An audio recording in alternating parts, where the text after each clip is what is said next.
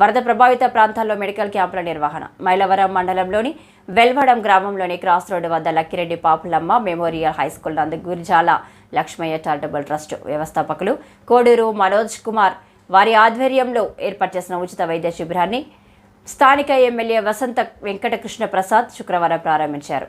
ముందుగా అన్న ఎన్టీఆర్ ప్రతిమకు పూలమాలలు వేసి ఘనంగా నివాళులర్పించారు. మైలవరం నియోజకవర్గ జనసేన పార్టీ ఇన్ఛార్జ్ అక్కల రామ్మోహన్ రావు పాల్గొన్నారు.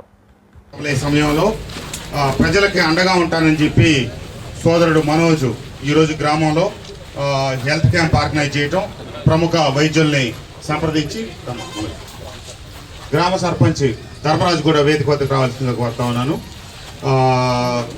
ఇట్లా సొంత ప్రాంతాల పట్ల, సొంత గ్రామాల పట్ల ఒక్క ప్రభుత్వానిదే కాదు బాధ్యత, సామాజిక బాధ్యత కలిగిన ప్రతి వ్యక్తి చేయూతనిస్తా ముందుకెళ్తే మన పల్లెలను కాపాడుకోవటం వీలవుతుంది.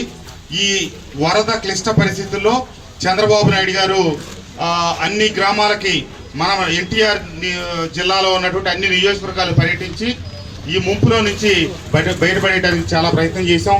అట్లాగే పేద ప్రజలకు అండగా ఉండటానికి నియోజకవర్గ వ్యాప్తంగా ఎక్కడైతే ఫ్లడ్ ఎఫెక్ట్ ఉందో అక్కడ రేషన్ పంపిణీ జరుగుతూ ఉంది. అలాగే వైద్య కేంద్రాలు ప్రారంభించి అంటువ్యాధులు ప్రబలకుండా, లేకపోతే విష జ్వరాలు వస్తే వాటి నుంచి ఇబ్బంది పడకుండా ప్రభుత్వ పరంగా అట్లాగే కొందరు దాతృత్వం కలిగిన వ్యక్తుల ద్వారా అన్ని ఏర్పాట్లు జరుగుతూ ఉన్నాయి. కాబట్టి ఈ కార్యక్రమాన్ని బాధ్యత తీసుకొని ఏర్పాటు చేసినటువంటి మనోజ్కి, అట్లాగే ఈరోజు మన గ్రామానికి వచ్చి ఈ వైద్య శిబిరం పెట్టినటువంటి వైద్యులకి, వైద్య సిబ్బందికి అందరికి కూడా మీ తరఫున, నా తరఫున ధన్యవాదాలు తెలియజేస్తూ అందరికీ నమస్కారం.